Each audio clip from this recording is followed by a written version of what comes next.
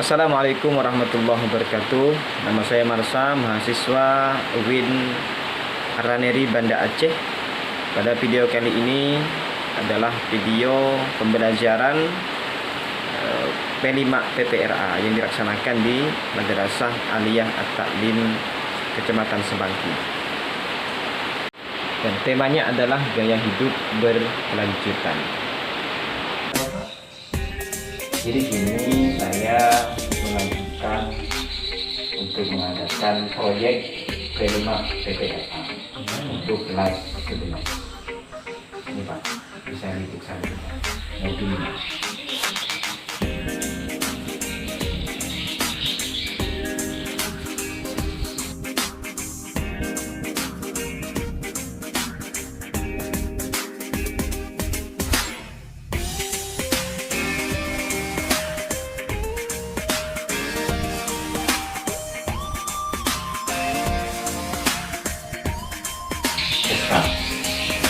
P5 PPRA ya. Nanti akan kami buatkan juga Bapak menjadi bagian program. Terima kasih Pak.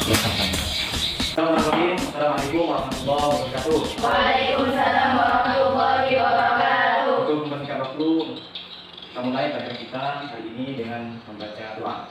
Bismillahirrahmanirrahim. Alhamdulillahirabbil alamin. Arrahmanirrahim. Maliki yaumiddin. Iyyaka na'budu wa iyyaka nasta'in. Ihdinas siratal mustaqim. Siratal ladzina an'amta 'alaihim ghairil maghdubi 'alaihim waladdallin. Rabbi ighfirli wa liwalidayya wa liljami'il muslimin. Amin. Rabbi sholli sholli wa yassir li amri wahlul 'uqdatam min lisani yafqahu qawli. Raditu billahi rabban wa bil islami dinan wa bil qur'ani imama wa bi Muhammadin sallallahu alaihi wasallam nabiyyan wa rasulah. Hadir semua di mana ini? Tidak Pak, Siapa yang sudah hadir? Korib Kualitnya mana? kurang sehat Pak. Kurang sehat. Oke, apa? Jadi untuk pelajaran kita hari ini, materi kita adalah P5 PPRA. Pernah dengar itu? Iya Pak. Dengar kan? Jadi P5 PPRA itu adalah proyek penguatan profil pelajar Pancasila. Singkatan dari apa? Proyek penguatan profil pelajar Pancasila disingkat P5. Kemudian profil pelajar rahmatan lil alamin disingkat P2 RA. Itu singkatan dari profil pelajar rahmatan lil alamin. Jadi tema kita adalah gaya hidup berkelanjutan. Kemudian judulnya adalah mengurangi sampah plastik agar hidup makin asik. Kemudian apa relevansi proyek dengan topik bagi sekolah? Proyek yang kita laksanakan ini apa relevansinya? Kita lihat di latar belakangnya. Pertama itu kurangnya kepedulian terhadap kebersihan lingkungan. Yang kedua, banyak sampah yang berserakan di sekitar lingkungan. Benar kan? Ya. Jadi masih banyak sampah yang berserakan di sekitar lingkungan. Kemudian pengelolaan sampah organik maupun pengelolaan sampah organik maupun anorganik belum dilakukan secara optimal sehingga menyebabkan pencemaran lingkungan sekitar. Apalagi relevansinya adalah dengan firman Allah Subhanahu wa taala, Quran surat Ar-Rahman ayat 41. Saya minta tolong satu siswa atau siswi yang bacakan. Saya mau baca, silakan. Veronica, silakan baca.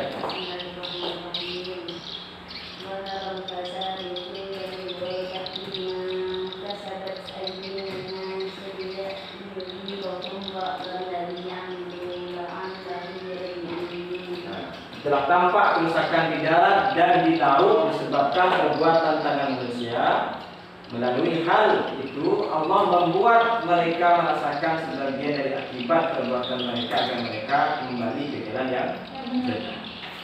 Nah, ini salah satu latar belakang kita akan mengadakan proyek P5 PPRA ini. Nah, selanjutnya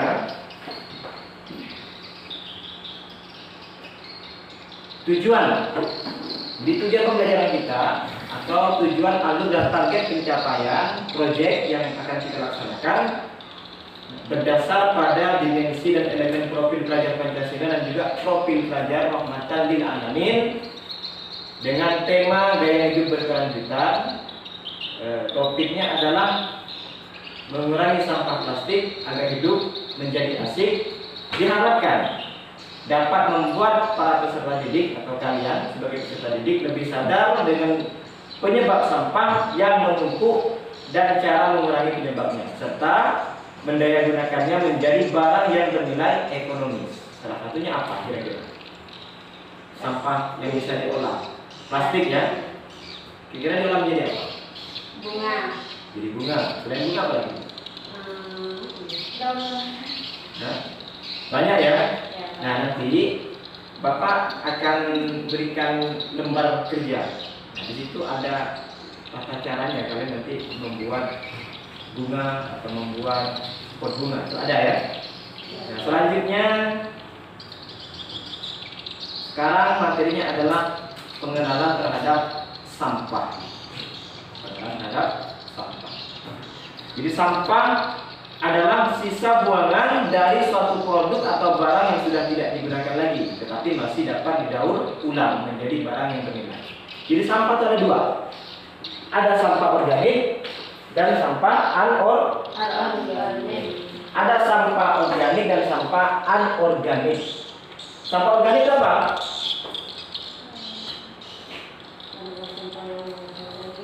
Hah? Ayo, sampah organik itu apa? Ada sampah yang berasal dari sampah hidup yang berat yang baik secara alami tanpa proses campur tangan manusia. Ya, contohnya adalah seperti sisa makanan. Ya, sisa makanan atau daun-daun itu. Daunan itu juga bisa dimanfaatkan. Kemudian tumbuh-tumbuhan kan makhluk hidup sebenarnya. Tumbuh-tumbuhan juga makhluk hidup. Ya kan? Nah, dari itu sisa-sisa itu bisa diproduksi kembali. Menjadi apa? Menjadi pupuk kompos. Termasuk kotoran hewan juga menjadi pupuk kompos. Itu namanya sampah organik. Sisa makhluk hidup yang mudah terurai secara alami. Artinya ada sampah-sampah seperti rumput itu dibiarkan di tanah itu terurai dengan sendirinya. Nah, berbeda dengan sampah anorganik. Contohnya adalah plastik, apalagi kertas, tisu, itu kan sudah terurai. Kalau sudah ada di tanah itu bisa merusak ekosistem tanah. Nah, intinya dari sampah organik maupun anorganik dua-duanya bisa dimanfaatkan semua. Kalau yang organik tadi bisa dibuat sebagai pupuk kompos. Bisa juga menjadi energi listrik. Bisa juga menjadi gas. Kalau seperti di Jawa ada, mereka membuat gas rumahan itu menggunakan apa? Kotoran sapi. Pernah dengar itu? Pakai kotoran sapi. Nanti boleh banyak praktekan. Iya. Nah, dari kotoran sapi ya. Nah, kemudian yang sampah anorganik, nah ini banyak di sekitar kita. Salah satunya adalah sampah plastik, botol plastik, pokoknya sisa-sisa benda apa dari makanan kemasan ya, itu banyak sekali sampah plastik. Nah, cara untuk mengurangi sampah plastik ini adalah kita harus mempunyai gerakan atau proyek supaya plastik-plastik yang ada berserakan itu bermanfaat, ada nilai harganya. Salah satunya apa? Kita buat bunga atau buat yang lain sebagai bentuk kreativitas kalian. Siap ya? Dan kita lanjut. Nah, manfaat sampah. Jadi sampah itu bukan semua menjadi musibah untuk kita, tapi juga ada manfaat. Ternyata sampah juga memiliki manfaat walaupun terbilang sampah ini banyak negatifnya. Apa manfaatnya? Yang pertama, sebagai pupuk organik untuk tanaman. Contohnya apa? Kotoran hewan, ya kan? Sampah organik. Dan juga sampah-sampah seperti rumput-rumput ini diolah menjadi pupuk organik, pupuk kompos. Itu bisa menyuburkan tanaman. Nah, kemudian sebagai sumber humus, didaur ulang menjadi berbagai jenis produk yang bermanfaat, dapat dijadikan bahan bakar alternatif. Kemudian dapat dijadikan sumber listrik dengan terlebih dahulu mengubah sampah menjadi gas metana. Selanjutnya, dampak sampah. Nah, sekarang dampaknya apa dampaknya? Nanti Pak Ina. Posisinya di posisinya dulu di posisinya dengan posisinya. Tanya posisinya. Biasa ya, ya. Kemudian sampah plastik sulit terurai. Ya, sampah plastik sulit terurai. Kemudian plastik mengancam kelestarian satwa laut. Jadi orang yang suka buang sampah di laut itu ada ikan paus di setiap makannya, ya kan? Maka banyak sekali ikan paus atau ikan apa? Hewan laut terdampak atau mati. Karena di dalam tubuhnya banyak sampah yang dimakannya. Sampah-sampah anorganik seperti plastik, botol dan sebagainya. Kemudian sampah plastik merusak ekosistem tanah yang seharusnya tanah itu subur jadi tidak subur gara-gara plastik itu. Kemudian menimbulkan masalah kesehatan bagi manusia, menyebabkan polusi udara. Nah, untuk lebih singkatnya, ya kita Bapak sekarang akan memberikan video untuk kalian simak. Akan simak video ini. Fenomena sampah kiriman yang terjadi hampir setiap tahun mencapai 25 ton per hari. Setelah pantai itu tadi terbentuk sampah kiriman, kini giliran pantai Sanur dan pantai lain yang dipenuhi sampah. Kurang dari 5 menit, saya sudah menemukan sedotan plastik sedemikian banyak. Apakah datang dari laut? Kemungkinan besar sampah itu datangnya dari Jakarta. Kalau sampah itu datangnya dari Jakarta, kemungkinan besar sampah itu sampah kita.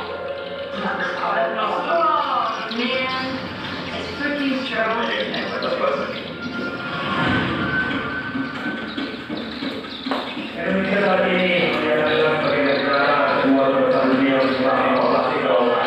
Di Indonesia, mereka lebih dari 93 juta ton plastik setiap harinya.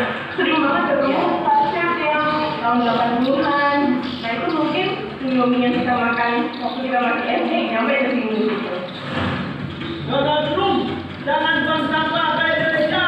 Indonesia bukan tempat sampahnya Amerika. Sampah plastik ini sulit diolah, karena untuk ini harus dicuci, ditelan, itu butuh air yang banyak, dibuang ke sungai dan bisa dibakar. Nah itu bahannya keluar.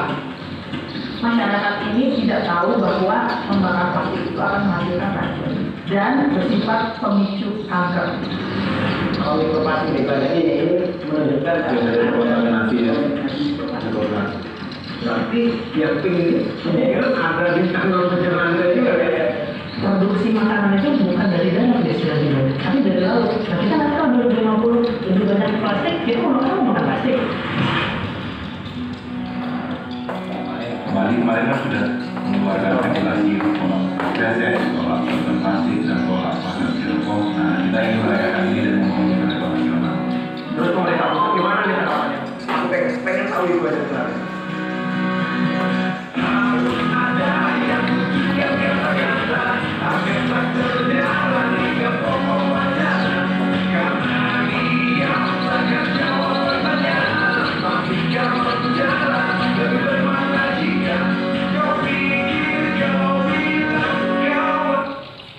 Nah, jadi tadi sudah kalian saksikan sendiri videonya, itu adalah sampah-sampah yang ada di Indonesia, termasuk di Jakarta.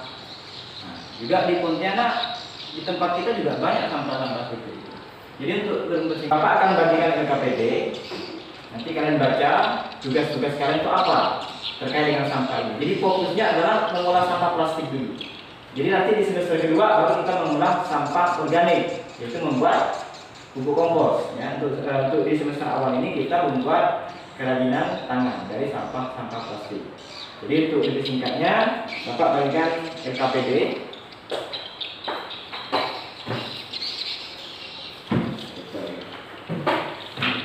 Nah, ini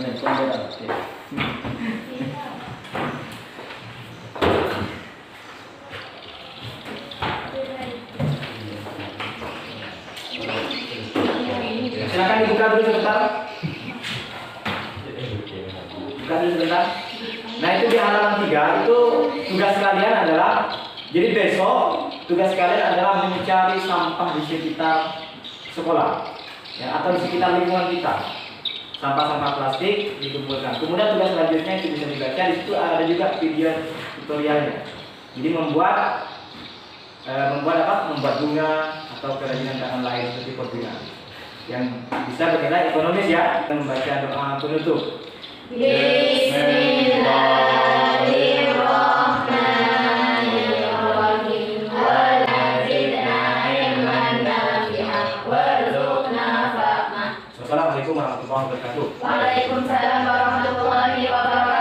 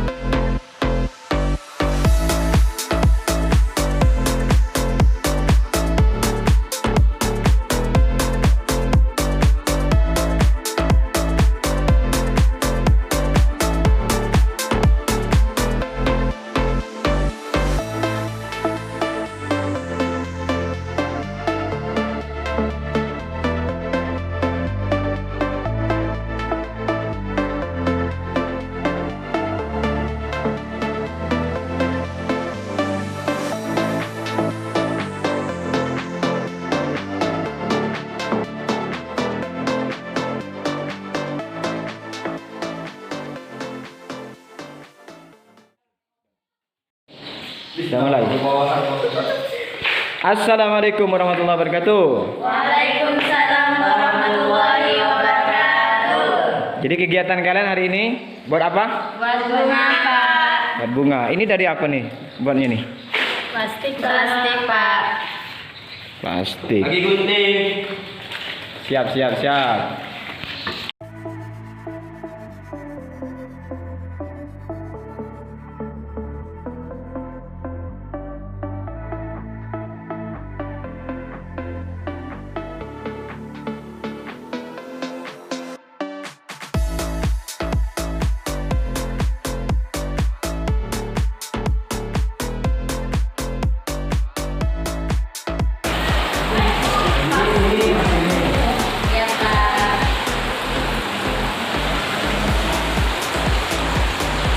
Nanti rencana kalau sudah selesai, kita nanti mana? Ya, kantor. Di kantor. Nanti buat lagi tuh di kelas. Ya, Pak.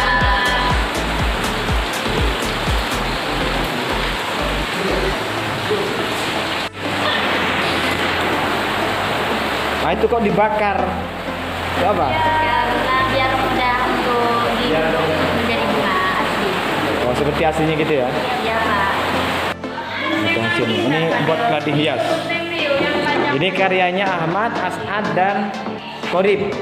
Keladi hias. Saya doakan semoga.